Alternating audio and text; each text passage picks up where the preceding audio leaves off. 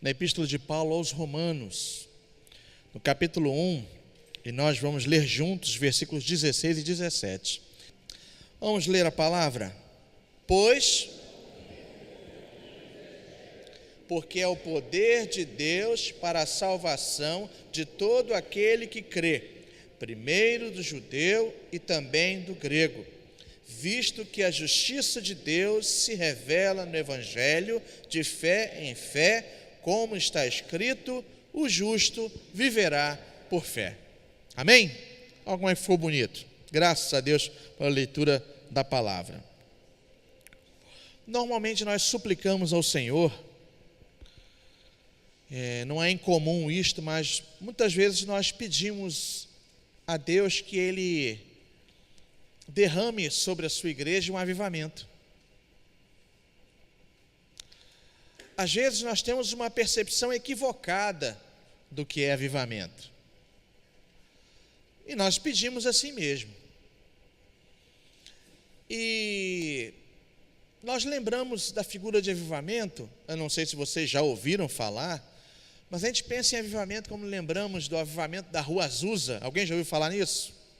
Levanta a mão aí. Olha, vocês precisam conhecer.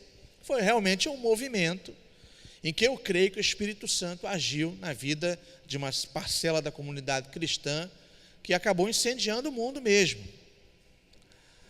Mas nós temos outros avivamentos que ocorreram na história da igreja. Avivamento no país de Gales, avivamento na Europa, avivamento nos Estados Unidos, dois grandes despertamentos, sendo um deles, dois grandes despertamentos espirituais, sendo que um deles alcançou o coração de Simonton, que veio para o Brasil e plantou a Igreja Presbiteriana do Brasil, da qual você e eu somos membros. Ele teve seu coração aquecido para vir para cá, para pregar o Evangelho, para plantar uma igreja aqui no Brasil e mais especificamente no Rio de Janeiro. Mas nós esquecemos de um grande avivamento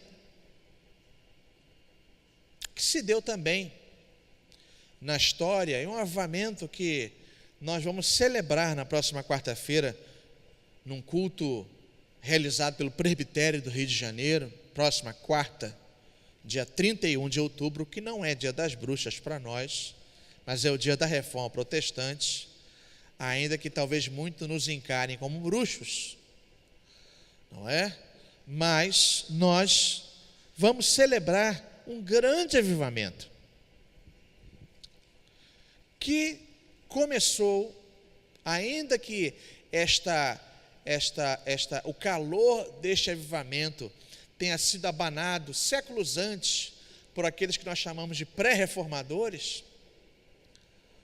que abanaram uma certa pedrinha em brasa, não deixando apagar, mas que veio somente se acender plenamente em 1517, no coração de um monge agostiniano chamado Martim Lutero,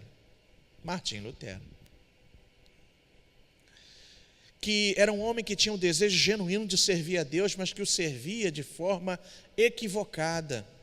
E nós nos lembramos do próprio apóstolo que escreveu essa epístola, que também tinha grande zelo por Deus, e que também o servia com zelo, mas também de forma equivocada.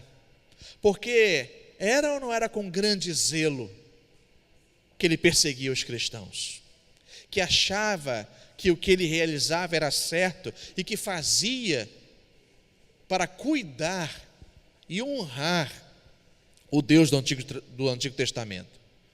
Até o momento em que ele, numa dessas suas perseguições, onde ele já havia recebido o aval das principais autoridades de Jerusalém, cartas para dar continuidade a esta perseguição, onde ele lançava homens e mulheres no cárcere, onde ele torturava e dava aval para torturar homens e mulheres no cárcere,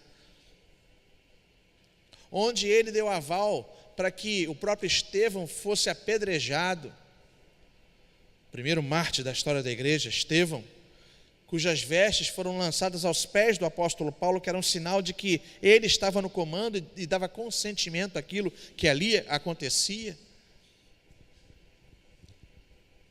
Num certo momento ele teve a sua visão esclarecida, na estrada de Damasco. E ele foi reorientado à luz de Cristo. E à luz de Cristo ele teve que tomar o Antigo Testamento e reler a Escritura à luz da revelação de Jesus Cristo. Então tudo muda. E ele passa com igual zelo caminhar conforme a vontade de Deus. De certa forma, esta também é a história de Martinho Lutero,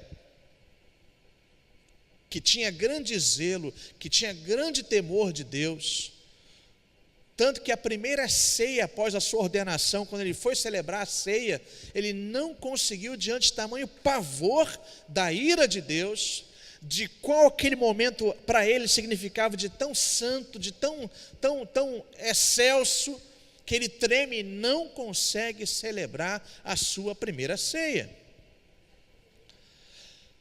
Às vezes eu fico pensando, ainda que nós sejamos hoje mais elucidados, mas eu acho que nos falta um pouco também desse zelo para com as coisas de Deus. Mesmo o zelo que habitava no coração de Martinho Lutero, parece que nos falta um pouco desse zelo hoje também. Temor, mais reverência, mais cuidado, mesmo sabendo que o justo vive por fé. Mas ele precisava descobrir isso. E não foram poucas as vezes que ele se autoflagelou, não foram poucas vezes que na sua cela, no seu quarto, ele dormiu no chão frio, imagina, no inverno, ok? Alemanha, inverno, deitar no chão frio da sua cela, muitas vezes desnudo, para punir a sua carne, para se autoflagelar, como se isso colocasse mais próximo de Deus e como se isso atenuasse a ira de Deus em relação à sua pessoa. O seu zelo era real, o seu zelo era genuíno, mas equivocado. O seu confessor, que era um grande amigo, falava para com ele: Lutero, abranda esse coração, as coisas não são assim. E sugeriu que ele fosse e fizesse uma viagem de peregrinação a Roma. E ele foi. E qual não foi a sua decepção quando encontra uma Roma, e quando digo Roma, estou me referindo mais especificamente à Igreja Católica Romana, completamente distante da visão de santidade de Deus, padres depravados, e além disso, inúmeros sacrifícios, inúmeros elementos que levavam o homem cada vez mais a uma realidade idolátrica, uma realidade que afastava de Deus, e aquilo, ao invés de trazer ao coração de Lutero mais paz, concedeu a ele mais ainda temor e mais ainda perturbação. A viagem para Roma só deixou seu coração mais perturbado, diante de tanta incoerência. Ele retorna. E em determinado momento, o Senhor se revela a ele de uma forma muito especial nesse texto. Quero deixar claro que esse texto acendeu, iluminou o coração e a mente de outros homens e mulheres ao longo da história. A gente pode citar alguns, a gente pode citar o próprio outro monge agostiniano, na verdade, outro monge, consertando aqui, outro monge que é o próprio Agostinho, para a Igreja Católica, Santo Agostinho, teve seu coração aceso por essa passagem. Lutero teve seu coração aceso por essa passagem. John Wesley, pastor metodista, teve seu coração aceso por essa passagem. Dr. Martin Lloyd Jones teve seu coração aceso, não especificamente por essa passagem, mas na Epístola de Paulo aos Romanos. E eu gostaria que o nosso coração fosse uma vez mais, com toda a propriedade da palavra, incendiada pelo calor do Espírito, para que nós saibamos de fato que nós viveremos pela fé em Cristo Jesus. E é mediante a certeza dessa verdade e a decodificação dessa verdade que nós devemos caminhar. E se essa passagem estiver muito clara, e se essa verdade estiver muito clara, eu creio que nós não só poderemos, de uma forma, entenda o que eu estou falando, não só sermos incendiados, mas como incendiar tudo que está à nossa volta, com o calor da pregação genuína do Evangelho do nosso Senhor e Salvador Jesus Cristo.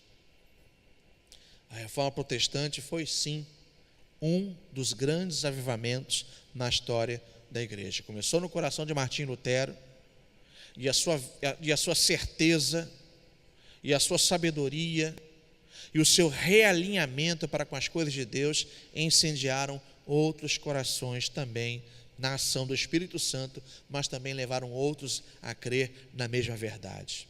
Só no outro ponto da história, o Papa na época era o Leão X, e a igreja se encontrava não só falida espiritualmente, mas falida também monetariamente. E a construção na Praça de São Pedro daquela catedral estava parada por falta de dinheiro. E a ideia das indulgências vai ser mais fortalecida ainda como uma fonte de arrecadação de dinheiro para terminar aquela obra. E nos cantões da Alemanha vai se levantar um homem chamado Johann Tetzel. E esse sim vai ter uma ideia e ele vai aumentar, ou seja, dimensionar ainda mais o poder das indulgências na realidade de se fazer certificados.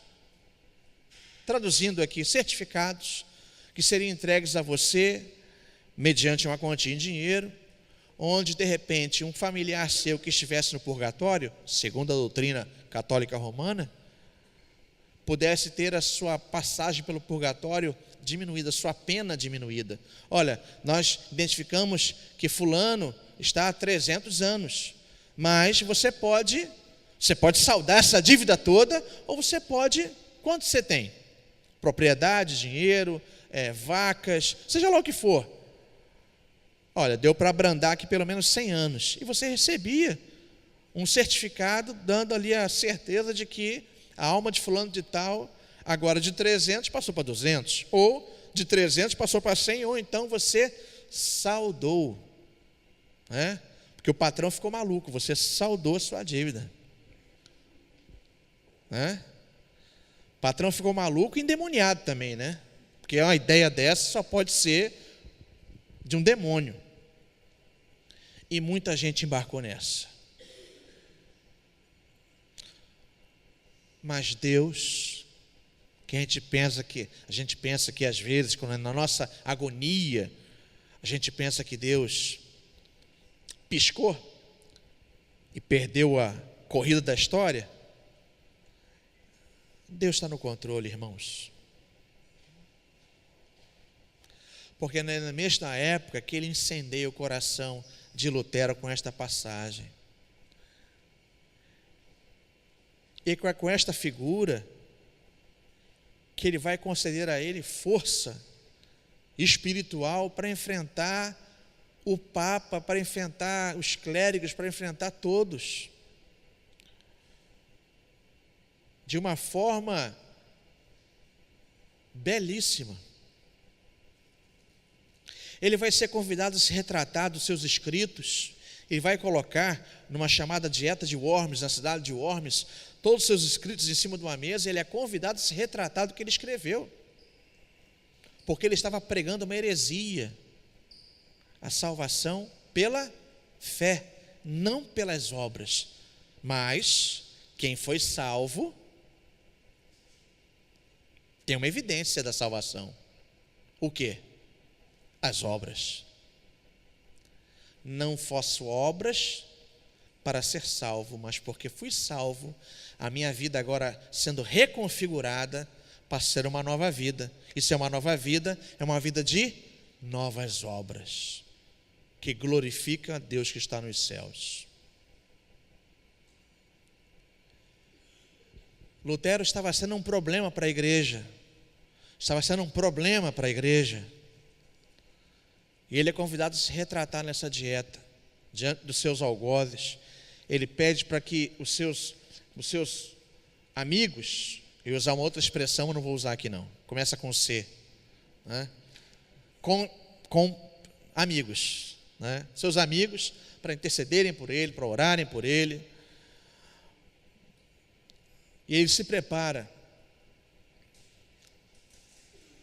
E ele é convidado, como eu já disse, a se retratar diante da igreja, diante de todos. Resumindo, ele diz que ele não se retrata.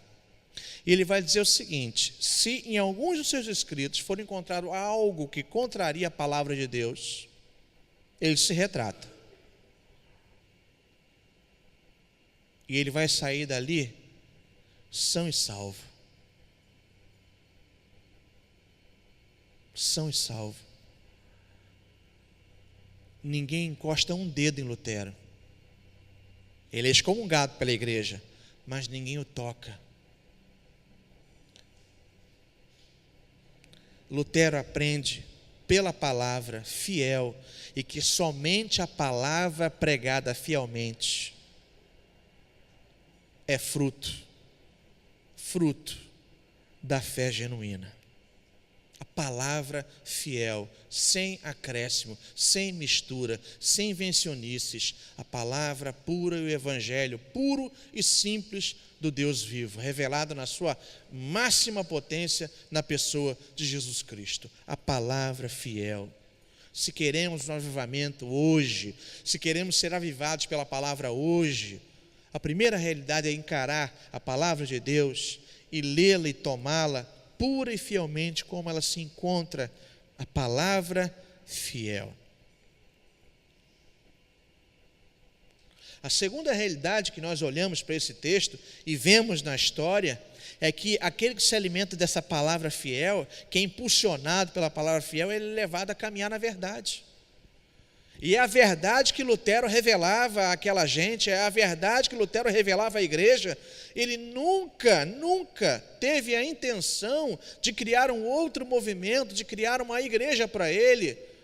A sua intenção e o desejo puro do seu coração era que a igreja voltasse aos primórdios, espiasse os seus erros e continuasse a caminhar. Que a igreja católica retornasse aos pais da igreja, em primeiro lugar, retornasse às escrituras, retornasse ao culto simples apostólico, retornasse, confessasse os seus erros e continuasse a caminhar. Isso foi algo que se revelou impossível à igreja. E não só ele sai, não só ele é excomungado, e não só ele é acolhido pelos príncipes alemães, mas aí ele vai sair com a Bíblia na sua mão. Ele vai sair com a Bíblia na sua mão e vai traduzi-la para a língua do povo, porque ele quer que o povo leia na sua língua e, uma vez entendendo, caminhe na verdade. E aí vai uma dica preciosa para todos nós. Todos nós. Quantas vezes eu já ouvi que a nossa Bíblia é uma Bíblia amputada? Você já ouviu falar nisso? Nunca. Porque a Bíblia católica, ela tem mais livros, e Lutero, quando sai, ele seleciona uns livros e tira os deuterocanônicos, tira os acréscimos ao livro de Daniel, tira o livro de Eclesiástico, tira o livro de Baruque, tira 1º e 2º Macabeus.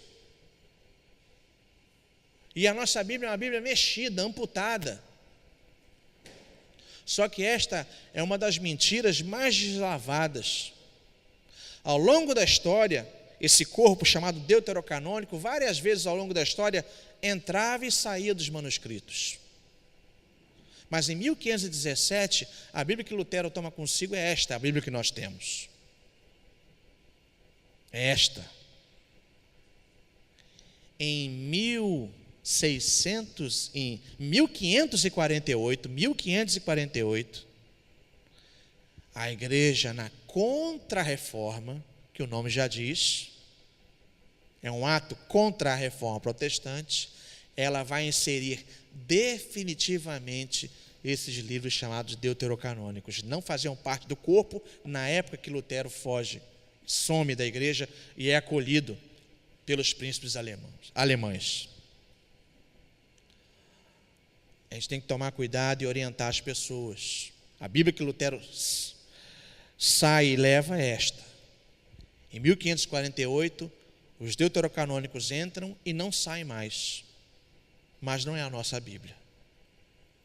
E mais, esses deuterocanônicos não foram reconhecidos e nem inseridos no corpo do Antigo Testamento. Nem os próprios judeus os reconheceram como inspirados.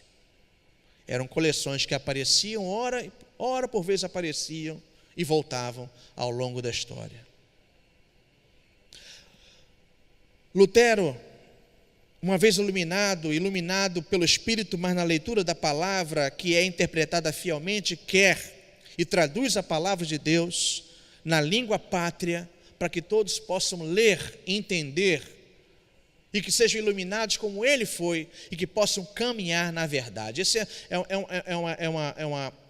um termo muito belo, muito bonito e muito poderoso, que vai aparecer na segunda epístola de João, uma epístola pequenininha, e que ele vai dizer à irmã eleita, que nós não sabemos se era uma irmã mesmo eleita, se era Maria, há essas percepções. Se é uma igreja, a irmã eleita e aos filhos. Provavelmente, e que ele chama de irmã, era uma comunidade onde tinha os membros, uma comunidade cristã. E João vai dizer, na segunda epístola, que ele se alegra com aqueles que caminham na verdade. Caminham. Vamos dar uma olhadela rapidamente aqui, na segunda epístola de João. Segunda epístola de João. Uma olhadela rápida. É mais para frente, viu? Eu não vou dar número de página, porque não vai bater com o número da sua Bíblia, com certeza. Minha Bíblia é uma Bíblia de letra grande, então não vai bater com a sua. Segunda epístola de Paulo a João, logo no primeiro versículo diz assim: o presbítero, a senhora eleita e aos seus filhos, a quem eu amo na verdade, não somente eu, mas também todos que conhecem a verdade, por causa da verdade que permanece em nós e conosco estará para sempre, a graça, a misericórdia e a paz da parte de Deus, Jesus Cristo, Filho do Pai, serão convosco em verdade e em amor. Versículo 4: fiquei sobremodo alegre em ter encontrado dentre os teus filhos os que andam na verdade, de acordo com o mandamento que recebemos da parte do Pai. E agora, Senhora, peço-te, não como se escrevesse mandamento novo, senão o que tivemos desde o princípio, que nos amemos uns aos outros, e o amor é este, que andemos segundo os seus mandamentos. Este mandamento, como ouvistes desde o princípio, aqui andeis nesse amor. Ora, uma vez que a palavra fiel é revelada, a comunidade vive em amor, lógico, caminhando nesta verdade. Amados, como caminhar na verdade se nós não entendemos a palavra? Vamos deixar um pouquinho a Alemanha de lado e chegar um pouquinho mais para perto da gente. 1960, década de 60, a Igreja Católica vai ter a sua espécie de reforma, chamado Concílio Vaticano II. Se nós tivemos a nossa reforma em 1517, a Igreja Católica chegou perto de uma reforma na década de 60, com o Papa João 23. Ele vai reunir diversos bispos, pastores protestantes, e juntos vão pensar e se debruçar. Os pastores protestantes foram convidados somente como consultores, não tinham voz ativa, mas lá estavam com eles. E qual é a decisão do Concílio Vaticano II?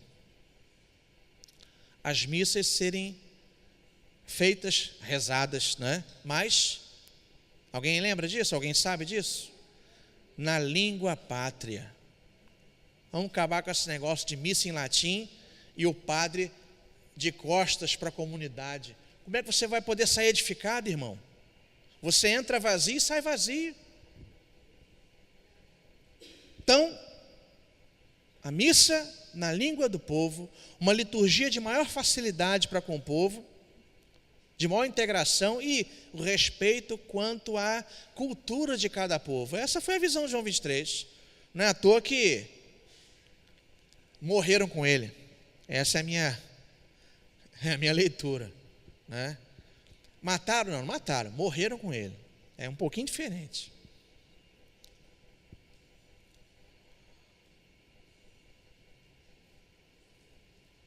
Quer ser incendiado? Quer caminhar na verdade? Tenha a palavra fiel em mãos, em nome de Jesus. Viva! E essa palavra fiel, a qual nós somos convidados a caminhar na verdade, pelo entendimento da palavra, é ela que liberta da escravidão. Lutero foi liberto da escravidão. Paulo foi liberto da escravidão. Eu e você fomos libertos da escravidão. Eu posso falar muito melhor de mim, que fui católico. E que muitas coisas causavam a mim muita dificuldade de entender até mesmo o amor de Deus. Mas um dia também, Deus me laçou, Deus me pescou, a figura que você quiser usar, e essa verdade se tornou clara para mim. A pregação de Lutero contra as indulgências, a palavra da verdade, convidaram muitas pessoas a caminharem na verdade e a serem libertos da escravidão, do engano, do erro, da escravidão, da escravidão diabólica, que a igreja vivia assim naquele momento, levando o povo a errar por lucro, levando o povo a errar por maldade, enganando o povo e concedendo uma esperança falsa de alguém liberto de um local que não existe, que é o purgatório, sendo levado para o céu através de dinheiro.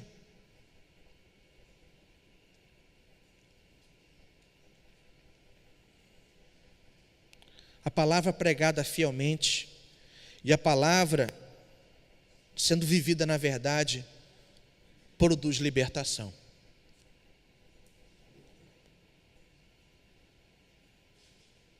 Produz a verdadeira liberdade, que não é libertinagem.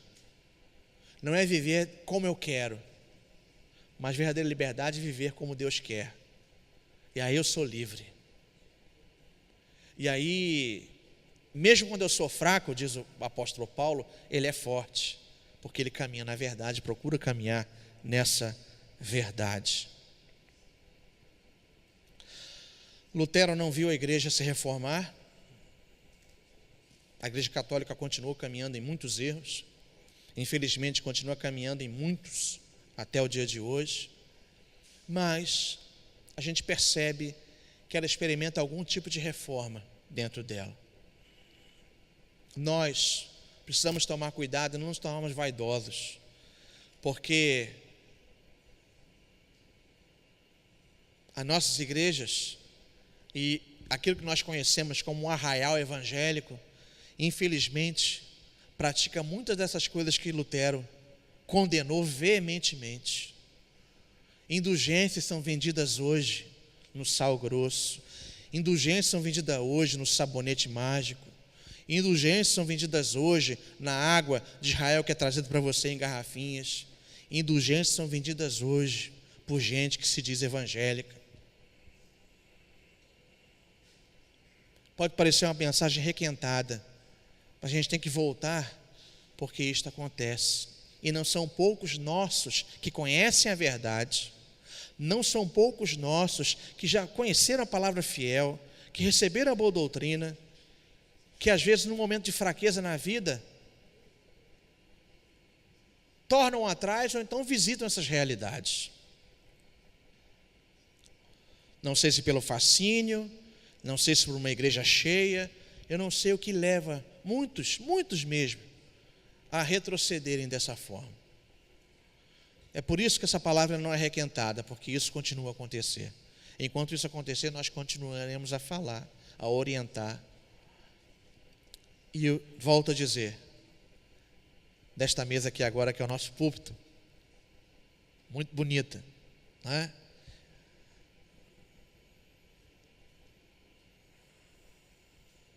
Esta igreja, ela não é perfeita. Disse isso ontem, junto com o Rev JR, lá no Retiro das Mulheres. Nenhuma igreja é. Mas ela tem procurado pregar a palavra fiel. Ela tem procurado caminhar na verdade, ensinar essa verdade. E desse púlpito, e da escola da palavra, e dos times de casa, a palavra tem sido anunciada de forma a libertar muitos que estão ainda cativos em erros doutrinários, todo tipo e sorte de erros. Louvo a Deus por essa igreja, por essa comunidade. E que nós possamos permanecer assim, firmes. O justo vive por fé, pela palavra fiel, porque caminha na verdade e porque é chamado para libertar a outros da escravidão do engano e do erro doutrinário, que esse sim conduz à morte. Mas essa palavra, ela conduz à vida e à vida eterna. Nós não somos saudosistas. Reforma, Lutero, mas nós não podemos esquecer a história. Quem esquece a história, ele já está pronto para cometer os mesmos erros e talvez até piorá-los. Não esqueçamos a história, não esqueçamos a palavra de Deus.